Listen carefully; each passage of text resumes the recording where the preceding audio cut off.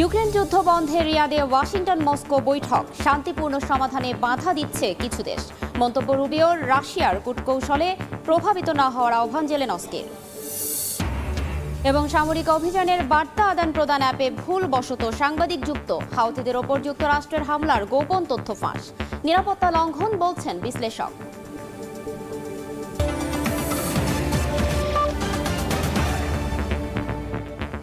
আন্তর্জাতিক সময়ের সঙ্গে আছি আমি ফারজান আলিনা। বিরোধী নেতা ইকরাম ইমামোগলুর মুক্তির দাবিতে টানা ষষ্ঠ দিনের মতো বিক্ষোভে উত্তাল তুরস্ক। সোমবার রাতে আন্দোলনকারীদের সঙ্গে পুলিশের ব্যাপক সংঘর্ষ হয়। এ সময় 1100-র বেশি বিক্ষোভকারীকে আটক করে নিরাপত্তা বাহিনী। এদিকে দেশ জুড়ে ছড়িয়ে পড়া বিক্ষোভ সহিংসতায় রূপ নিয়েছে উল্লেখ করে তুর্কি প্রেসিডেন্ট রিসেপ তাইপ এরদোয়ান বলেছেন, পুলিশ সদস্যদের ওপর হামলা ও সরকারি সম্পদের ক্ষয়ক্ষতির দায় প্রধান বিরোধী দলকে নিতে হবে।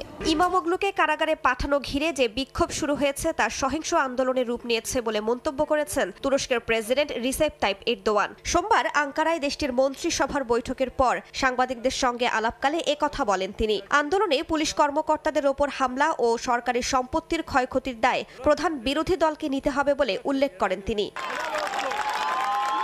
সন্ত্রাসী কর্মকাণ্ডে সংশ্লিষ্টতা ও দুর্নীতির অভিযোগে গত বুধবার গ্রেফতার করা হয় রিসেপ তাইপ এরদোয়ানের প্রধান রাজনৈতিক প্রতিদ্বন্দ্বী ইমামোগলুকে। তার গ্রেফতারে এক দশকেরও বেশি সময় পর তুরস্কে সবচেয়ে বড় বিক্ষোভ ছড়িয়ে পড়েছে। এদিকে কারাবন্দী অবস্থাতেই ইমামোগলুকে পরবর্তী প্রেসিডেন্ট হিসেবে আনুষ্ঠানিক প্রার্থী মনোনীত করেছে প্রধান বিরোধী দল রিপাবলিকান পিপলস পার্টি। রাইসা জান্নাত, সময় সংবাদ। অবরুদ্ধ গাজা উপত্যকায় থামছেই না ইসরায়েলি বর্বরতা। একদিনে 2 সাংবাদিক সহ নিহত হয়েছেন 65 ফিলিস্তিনি। হামলায় ক্ষতিগ্রস্ত হয়েছে রেড ক্রসের কার্যালয়। পাল্টা প্রতিরোধ অব্যাহত রেখেছে হামাস। এর মধ্যেই গাজা থেকে নিজেদের কর্মী সংখ্যা কমিয়ে আনার ঘোষণা দিয়েছে জাতিসংঘ। ইসরায়েলের প্রতিরক্ষা মন্ত্রী ইসরায়েল কাৎজের দাবি, তারা বেসামরিক লোকজনকে লক্ষ্য করে হামলা চালাচ্ছে না, বরং হামাস বেসামরিক এলাকায় আত্মগোপন করে তাদের বিপদে ফেলছে। এদিকে হামাস পাল্টা হামলা চালালেও তা প্রতিহত করার দাবি করেছে তেল আবিব। গাজায় ইসরায়েলের টানা বিমান হামলা ও স্থলাভিযানের মধ্যে কূটনৈতিক আলোচনাও চলছে সমান্তরালে। এর মধ্যেই ইসরায়েল সফরে গিয়ে ইইউর পররাষ্ট্রনীতি বিষয়ক প্রধান কাজা কালাস জানান, গাজা পুনর্গঠনে আরব পরিকল্পনাকে ইইউ স্বাগত জানালেও ভবিষ্যতে গাজার শাসনে হামাসের কোনো ভূমিকার সম্ভাবনা দেখছে না তারা। উপত্যকাটিতে মানবিক সংকট আরও তীব্র হওয়ায় জাতিসংঘ তাদের কর্মী সংখ্যা কমানোর ঘোষণা দিয়েছে। ইসরায়েলি হামলায় সংস্থাটির কয়েকজন কর্মী নিহত হওয়ার পর এই সিদ্ধান্ত নেওয়া হয়। পাশাপাশি হামলার তীব্র নিন্দা জানিয়েছে জাতিসংঘ। নাদিম মারজান, সময় সংবাদ।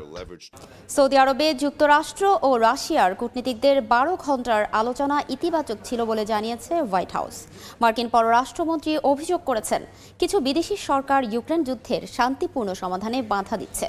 এদিকে রাশিয়ার কূটকৌশল যুক্তরাষ্ট্রকে প্রভাবিত করতে পারে বলে শঙ্কা জানিয়েছেন ইউক্রেনের প্রেসিডেন্ট জেলেনস্কি।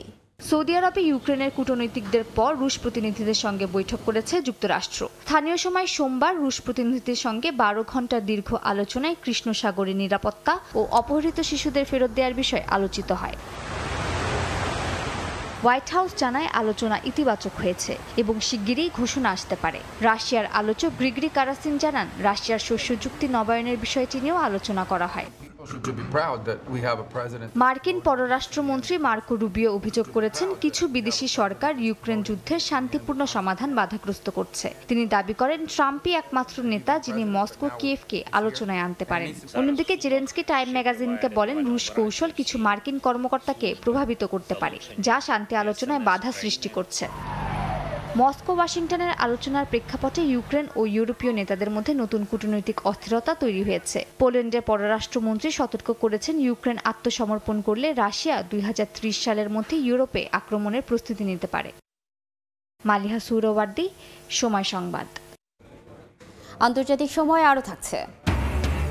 গুতেরেসের বাংলাদেশ সফরের পর রোহিঙ্গা সংকট মোকাবিলায় বেড়েছে জাতিসংঘের তৎপরতা।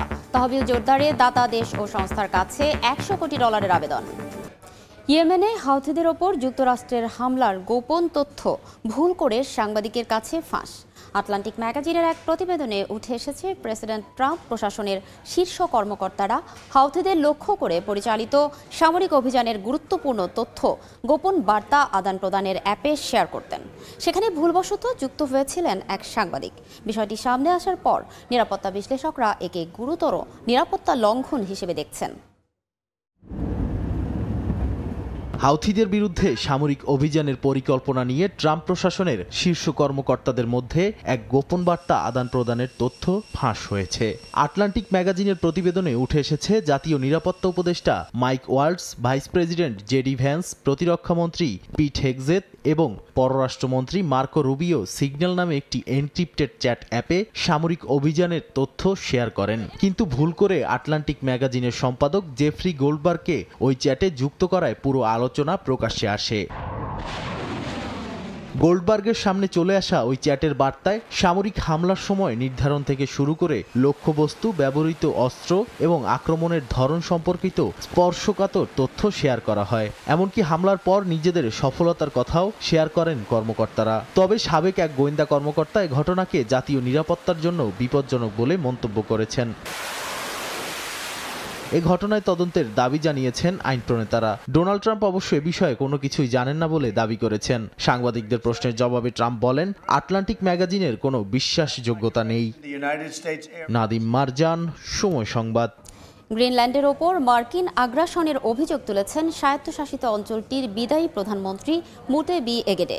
ট্রাম্প প্রশাসনের জাতীয় নিরাপত্তা উপদেষ্টা মাইক ওয়াল্টজ ও যুক্তরাষ্ট্রের সেকেন্ড লেডি উষা ভ্যান্সের আসন্ন গ্রিনল্যান্ড সফরকে ক্ষমতার প্রদর্শন বলে মন্তব্য করেছেন।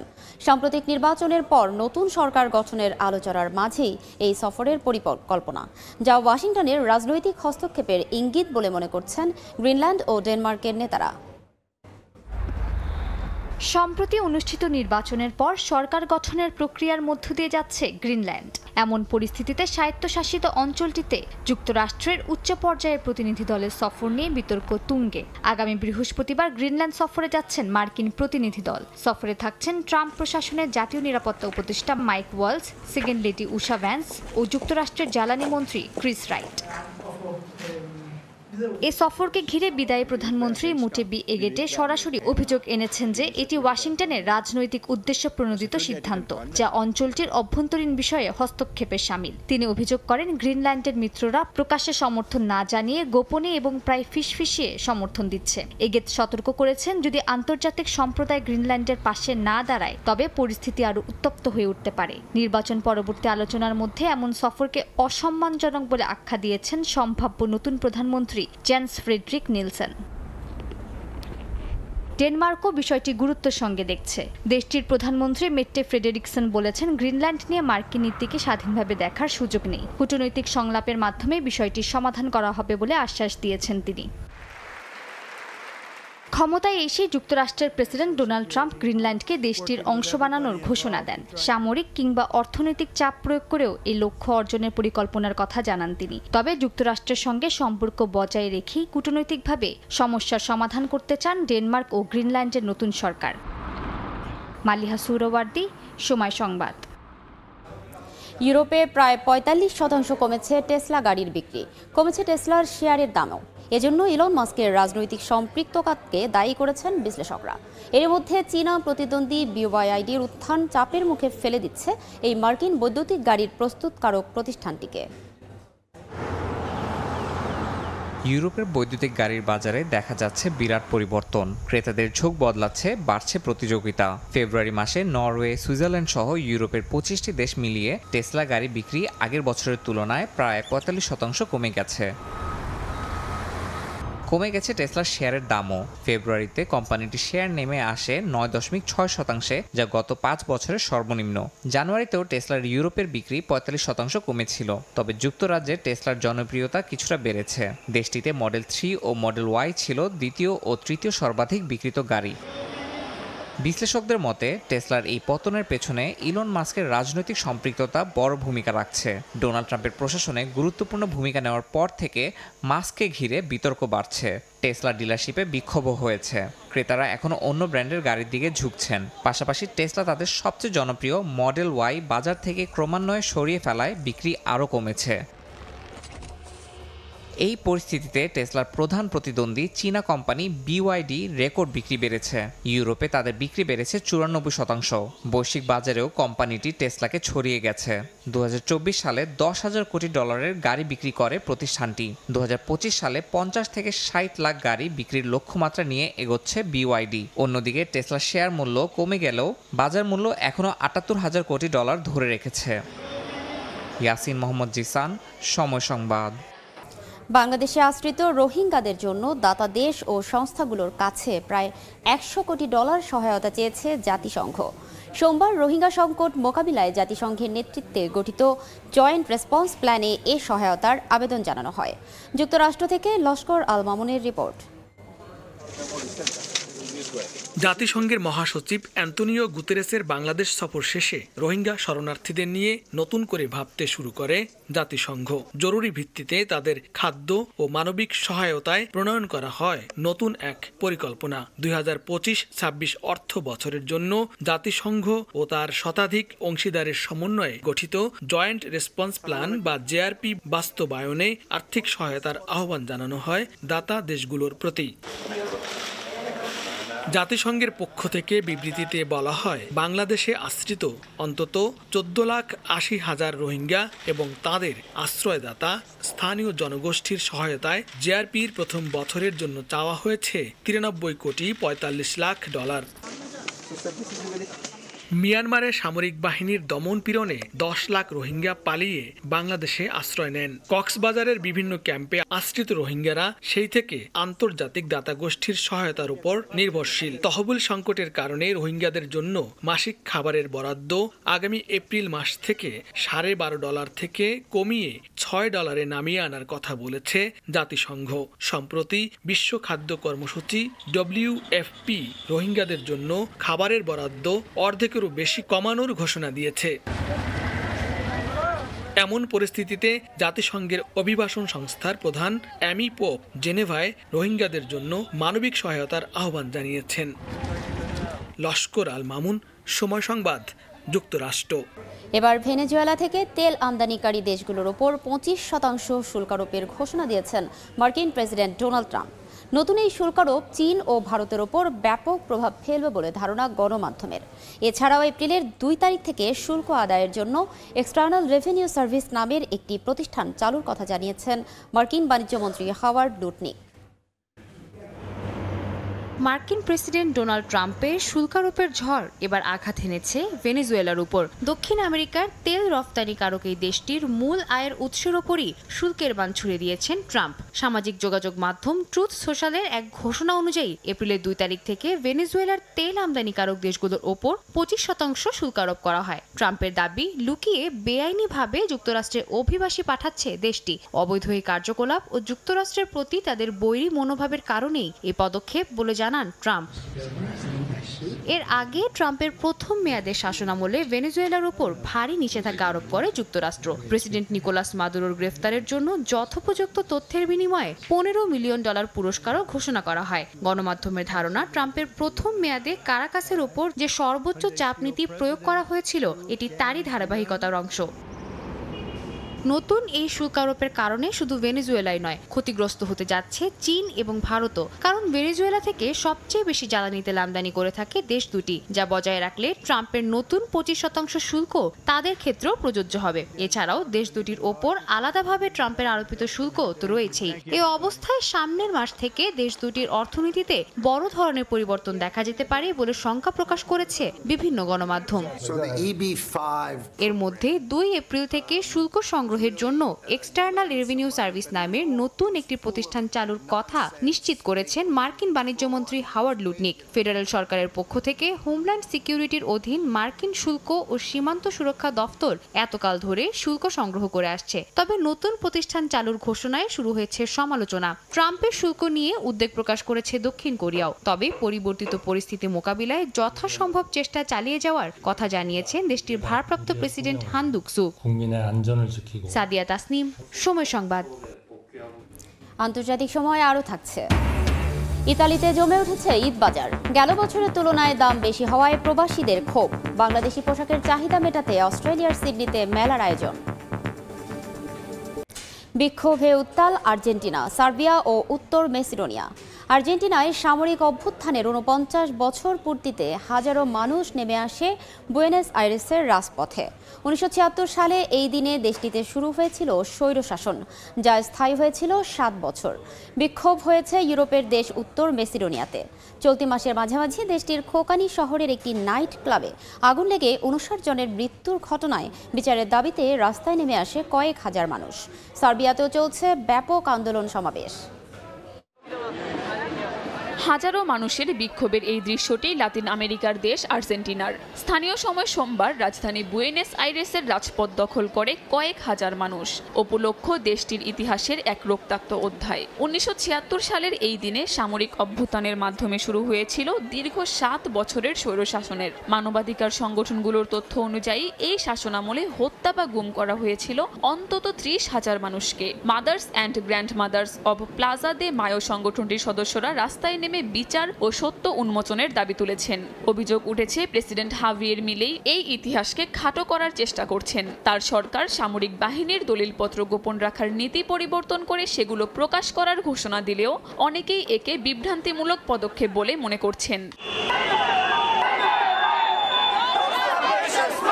এদিকে উত্তর মেসিডোনিয়ার কোকানি শহরের নাইট ক্লাবে ভয়াবহ অগ্নিকাণ্ডে ৫৯ জন নিহতের ঘটনায় ক্ষোভে ফুঁসছে দেশটির মানুষ। সরকারের জবাবদিহি দাবি করে সোমবার রাজধানী স্কোপিয়ের রাজপথ দখল করে কয়েক হাজার বিক্ষোভকারী। সরকারের অবহেলা আর দুর্নীতির কারণেই এই ধরনের ঘটনা ঘটছে বলে মনে করছেন আন্দোলনকারীরা। আমরা কোকানি ট্র্যাজেডি ও এর আগের ঘটনাগুলোর বিচার দাবি করছি। আমরা চাই এতে জড়িত সবাইকে সঠিক জবাবদিহিতার আওতায় আনা হোক। আমরা একটি ন্যায়সঙ্গত বিচার চাই। তদন্ত চলাকালীন আমাদের পক্ষ থেকে কিছু করা সম্ভব নয়, তাই আমরা ন্যায় বিচার ও স্বচ্ছতার দাবি জানাচ্ছি। বিক্ষোভে উত্তাল সার্বিয়ার রাজধানী বেলগ্রেডও। ১৯৯৯ সালে ন্যাটোর বোমা হামলায় ধ্বংস হওয়া সামরিক সদর দফতরের স্থানে বাণিজ্যিক স্থাপনা বানানোর প্রকল্পের বিরোধিতা করে রাস্তায় নেমেছেন বাসিন্দারা। কিন্তু প্রেসিডেন্ট আলেকসান্দার ভুসিচ এই প্রকল্পকে বেলগ্রেডের আধুনিকায়নের অংশ বলে দাবি করছেন, যদিও তার বিরোধীরা বলছেন এই প্রকল্প দুর্নীতিরই আরেকটি প্রতিচ্ছবি। কাকুলি আখতার, সময় সংবাদ। ভয়াবহ দাবানলে বিপর্যস্ত যুক্তরাষ্ট্রের নর্থ ক্যারোলাইনা ও নিউ জার্সি অঙ্গরাজ্য। দ্রুত ছড়িয়ে পড়ছে আগুন। দাবানলে পুড়ছে দক্ষিণ আমেরিকার দেশ চিলিও। ঘরবাড়ি ছাড়তে বাধ্য হচ্ছেন হাজারো মানুষ। নিয়ন্ত্রণহীন আগুনের সামনে অসহায় ফায়ার সার্ভিস কর্মীরা। যুক্তরাষ্ট্রের নর্থ ক্যারোলাইনার পোল্ক কাউন্টিতে ছড়িয়ে পড়েছে ভয়াবহ দাবানল। স্থানীয় বন বিভাগ বলছে অন্তত ৫ বর্গ কিলোমিটার এলাকা দাবানলের কবলে পড়েছে। পরিস্থিতি সামলাতে কলম্বাস শহরে আশ্রয় কেন্দ্র খুলেছে কর্তৃপক্ষ। শনিবার রাত থেকে স্থানীয়দের নিরাপদে সরিয়ে নিতে শুরু করেছে জননিরাপত্তা বিভাগ। শুধু পোল্ক কাউন্টি নয়, আশপাশের বার্ক, ম্যাডিসন ও স্টোকস কাউন্টিতেও আগুন ছড়িয়ে পড়েছে। সাউথ ক্যারোলাইনার গভর্নর হেনরি ম্যাকমাস্টার পুরো অঙ্গরাজ্যে জরুরি অবস্থা ঘোষণা করেছেন। দাবানলে পুড়ছে যুক্তরাষ্ট্রের আরেক অঙ্গরাজ্য নিউ জার্সি। রাজ্যটির ওয়াটন স্টেট ফরেস্টে দাবানল ছড়িয়ে পড়ায় প্রায় ৭ বর্গ কিলোমিটার বনাঞ্চল পুড়ে ছাই হয়ে গেছে। এখন পর্যন্ত জনপদে আগুন না পৌঁছালেও আতঙ্কিত হয়ে পড়েছেন স্থানীয়রা।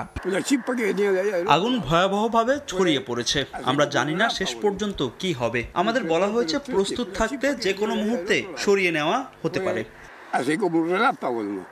ফায়ার সার্ভিস জানিয়েছে দাবানলের ৫০% নিয়ন্ত্রণে এলেও বাতাসের গতির কারণে ঝুঁকি এখনও রয়ে গেছে।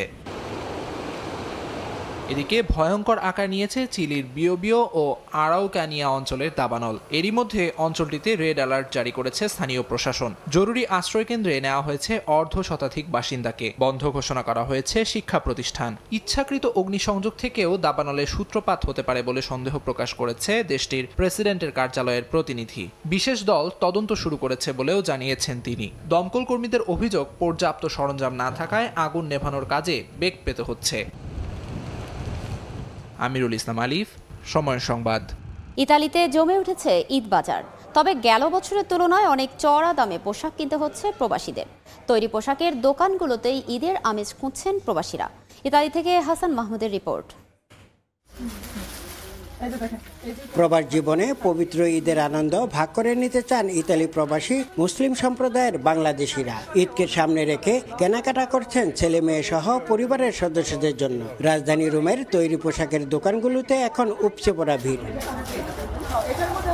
বরাবরের মতো এবারও ঈদে পাঞ্জাবির চাহিদা বেশি। পাশাপাশি ছোট ছেলে মেয়েদের পোশাকও বিক্রি হচ্ছে ভালো। মহিলাদের শাড়ি, লেহেঙ্গা, থ্রি পিসের পাশাপাশি বেড়েছে আতর বিক্রিও। বিক্রি ভালো হয় ক্রেতাদের পাশাপাশি খুশি রুমের ব্যবসায়ীরাও। বাঙালি ড্রেস বা ইন্ডিয়ান ড্রেস, পাকিস্তানি ড্রেস মহিলাদের জন্য, বিশেষ করে বাচ্চাদের এবং পুরুষদের জন্য, এগুলি আমরা রোজার আগেই এনে ফেলেছি সব। বাংলাদেশে থাকলে হয়তো বা এতটা আনন্দের সহিত কিনতে পারতাম না, কিন্তু এখানে কিছু কিছু শপ হওয়ার কারণে আমরা এই কালেকশনটা পাচ্ছি। ঈদের কালেকশন অনেক ভিন্নতা নিয়ে এসেছি, সবাই আমার কালেকশনগুলো এবার অনেক পছন্দ করেছে। তৈরি পোশাকের দোকানগুলোতে ক্রেতারা উপস্থিত হলেও ঈদের বিশেষ খাবারের জন্য এখনো কেনাকাটা শুরু হয়নি। প্রবাসী বাংলাদেশিরা প্রতি মাসে একসঙ্গে বাজার করে থাকেন, আর তখনই ঈদ উপলক্ষে প্রয়োজনীয় খাদ্য সামগ্রী কিনবেন তারা। রাজধানী রোম সহ এবারও কমপক্ষে 50টি স্থানে খোলা মাঠে ঈদের জামাত অনুষ্ঠিত হবে। ইতালির রোম থেকে হাসান মাহমুদ, সময় সংবাদ। অস্ট্রেলিয়া প্রবাসীদের দেশীয় পোশাকের চাহিদা মেটাতে সিডনিতে ঈদ আনন্দ মেলার আয়োজন করা হয়েছে। শতাধিক উদ্যোক্তার অংশগ্রহণ ও প্রবাসীদের ভিড়ে ঈদ মেলা যেন রূপ নিয়েছে এক টুকরো বাংলাদেশে। অস্ট্রেলিয়া থেকে এস.এম. আমিনুল রুবেলের রিপোর্ট। পবিত্র ঈদুল ফিতর উপলক্ষে গেল 5 বছরের ধারাবাহিকতায় অস্ট্রেলিয়ার প্রবাসী বাংলাদেশি সংগঠন বিডি হাব সপ্তাহান্তে ঈদ মেলার আয়োজন করে। সিডনির বাংলাদেশি অধ্যুষিত মিন্টোর ইনডোর সেন্টারে দিনব্যাপী এই জাঁকজমকপূর্ণ মেলার আয়োজন করা হয়। মেলা ঘিরে সিডনি প্রবাসী বাংলাদেশিদের মধ্যে ছিল বিপুল আগ্রহ। স্থানীয় সময় সকাল 11টায় আনুষ্ঠানিকভাবে মেলার উদ্বোধন করা হয়। ইফতারের পর আগত দর্শকদের জন্য মূল অনুষ্ঠান শুরু হয় পবিত্র কোরআন তিলাওয়াতের মধ্য দিয়ে। এরপর খুদে শিক্ষার্থীরা অস্ট্রেলিয়া ও বাংলাদেশের জাতীয় সঙ্গীত এবং হাম নাত পরিবেশন করে। আমন্ত্রিত অতিথিদের মধ্যে মেলায় আগত প্রবাসী বাংলাদেশিদের উদ্দেশ্যে বক্তব্য রাখেন নিউ সাউথ ওয়েলসের বিজ্ঞান ও প্রযুক্তি মন্ত্রী Anoulack Chanthivong, doctor Andrew Carlton MP, Nathan Matthew MP ও Campbelltown city mayor Darcy Lound, councillor Karen Hunt, Ibrahim Khalil Masud ও এলিজা আজাদ।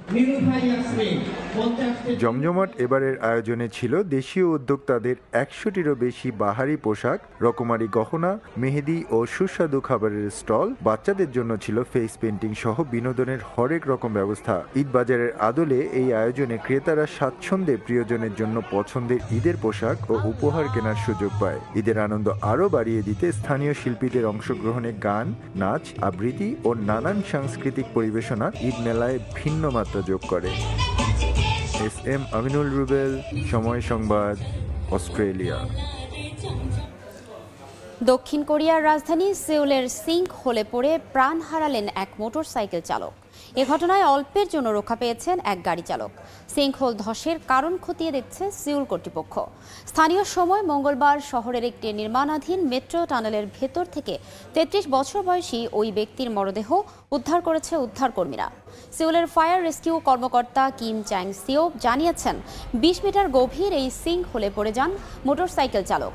18 ঘন্টার উদ্ধার অভিযানের পর উদ্ধারকর্মীরা তার মরদেহ খুঁজে পান প্রায় 50 মিটার দূরে নির্মাণাধীন সাবওয়ে টানেলের ভেতরে। এর আগে একই সিঙ্ক হোলে কোনো মতে ফাঁক গলে বেরিয়ে যায় একটি গাড়ির পেছনের চাকা। অল্পের জন্য বেঁচে যায় গাড়িটি, তবে কী কারণে সিঙ্ক হোলটি ধসে পড়ল তা এখনও জানা যায়নি।